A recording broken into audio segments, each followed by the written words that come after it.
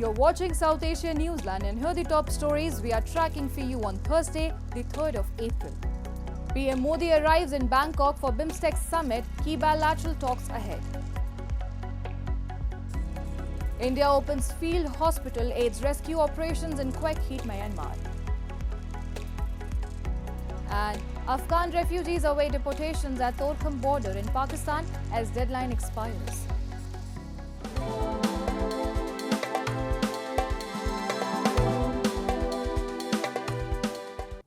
And now for all the details. From strengthening regional ties to strategic talks with Thailand's leadership, India's role in shaping the future of this region takes center stage as Indian Prime Minister arrived in Bangkok to take part in the 6th BIMSTEC summit. We have a report. India's Prime Minister Narendra Modi landed in Bangkok on Thursday for an official visit and participation in the 6th summit of BIMSTEC, the Bay of Bengal initiative for multi-sectoral technical and economic cooperation. Upon his arrival, PM Modi was warmly welcomed by members of the Indian diaspora in Thailand before his meeting with his Thai counterpart, Paetongtarn Shinawatra, during which he discussed the full spectrum of diplomatic relations.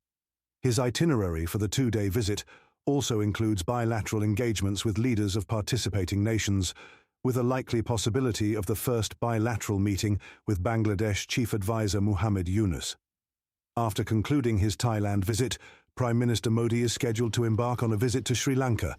On Thursday, India's Foreign Minister S. Jaishankar attended the 20th BIMSTEC ministerial meeting and emphasized that BIMSTEC members should deepen collaboration by focusing on the most visible convergences, such as grid connections, digital infrastructure, business, blue economy, and health, food and energy security. He said India is aware of its special responsibility in the context of BIMSTEC, having the longest coastline of 6,500 kilometers in the Bay of Bengal and sharing borders with 5 members of the bloc. And tense face-off between the opposition and the Treasury continued in the Indian Parliament on Thursday as the government tabled the Waqf Amendment Bill in the Rajya Sabha following its passage in Lok Sabha. While the government has called the bill as a step towards transparency, opposition has termed it as overreach of power. We have a report. After the Lok Sabha, the lower house of Indian Parliament passed the Waqf Amendment Bill 2025. Union Minority Affairs Minister Kiran Rijiju on Thursday tabled the legislation in the Rajya Sabha, asserting that the proposed bill is not against Muslims but seeks to improve the functioning of Waqf properties, ensure transparency and end corruption. Despite condemnation and protests by the opposition, the Lok Sabha passed the legislation with 288 votes in favour and 232 against it after nearly 12 hours of debate. Rijiju said on Thursday in the Rajya Sabha it will be renamed as the UMEED, Unified Waqf Management Empowerment Efficiency and Development Bill. The minister informed the House that there were 4.9 lakh Waqf properties in 2004, which have now increased to 8.72 lakh. जब इतना property हमारा देश में है, इसमें किसी को आपत्ति नहीं होना चाहिए, लेकिन आपत्ति तब होता है जब दुनिया का सबसे ज्यादा प्रॉपर्टी मुसलमानों के नाम में वक्फ प्रॉपर्टी हमारे देश में है और करोड़ों जो हमारे बहनाई हैं, गरीब मुसलमान हैं, उसको कोई फायदा नहीं मिल रहा है इतना प्रॉपर्टी. तो ये प्रॉपर्टी किस काम का? Opposition lawmakers and Islamic groups see the bill as a plan to secure assets owned by Muslims and to weaken their property rights under the Indian Constitution. A member of the All India Muslim Personal Law Board said, upon passage, they will challenge it in the court. क्यों 2024 में याद आया? 10 साल क्यों आपको याद नहीं आया? 2024 में इसलिए याद आया क्योंकि 400 का नारा इनको दिए थे, 240 में निपट गए थे, इनको बिल्कुल मेजॉरिटी नहीं मिली थी. जिनको अब समझ में नहीं आ रहा कैसा अपना वोट बैंक बढ़ाएं, इनको ये समझ में नहीं आ रहा कौन सा मुद्दा ये उछालें, तो इन्होंने वक्फ बोर्ड को लेके आया, इस एक्ट को लेके आके कम्युनल पोलराइजेशन करने का काम कर रहे हैं.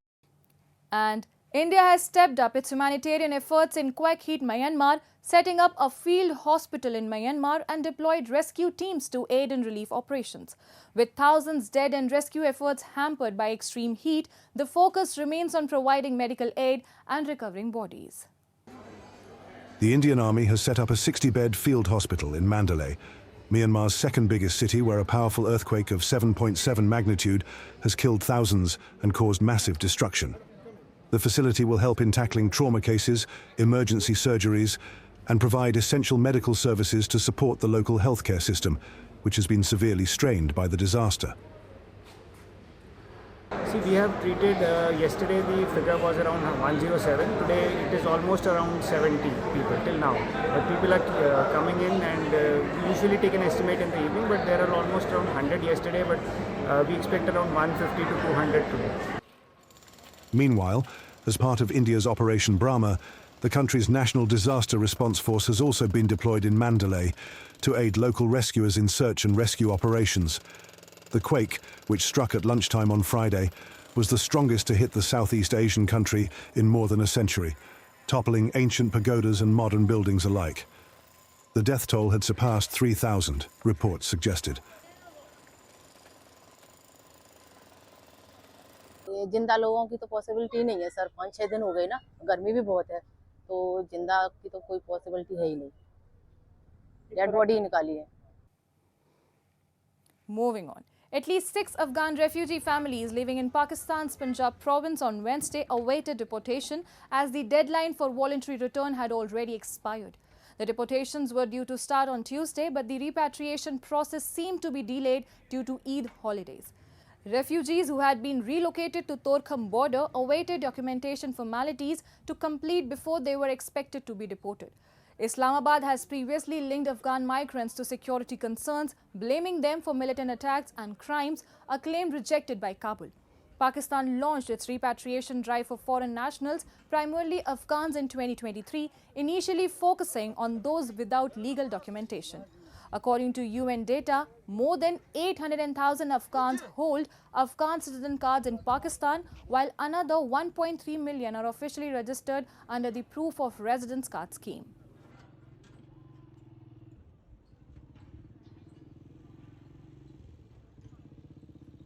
دا موږ پنجاب کې اوسېدلو، موږ د فوجیان به روزانه راتلله، پوه شوې. نو یو موږ سره پاکستاني کارډونه نه و، مهاجر کارډ را سره و. نو د اختر په لولنه ورځ باندې موږ راتویست تاسې وځئ. نو دا سپیان ساتلي مې دی، یو ګلډانګ دی، یو جرمن شافرډ دی. زه وایم چې دا سپیان سره پرېږدي، د دې سره مینه، دا یو دانه مې اخیستی ده پیسو باندې، دا یو دانه مې ساتلی ده، خو نه یې را سره پرېږدي، نو په دې ډاګ کې پرېږدم سړی به خفه کېږي. زه دا غوښتنه کوم چې دا سپیان سره پرېږدي. इंज किता है ना ते जरा 1-2 महीने जरा हो गए ना, कभी दो डाले पुलिस होंदा ते नाल सिविल डिफेंस होंदा ते सानू इंज रोटी से पता ही नहीं लगा भाई किस टाइम से रोटी खाता है ते किस टाइम नहीं खाना, ते 26 घंटे साडा बुए ते पुलिस होना।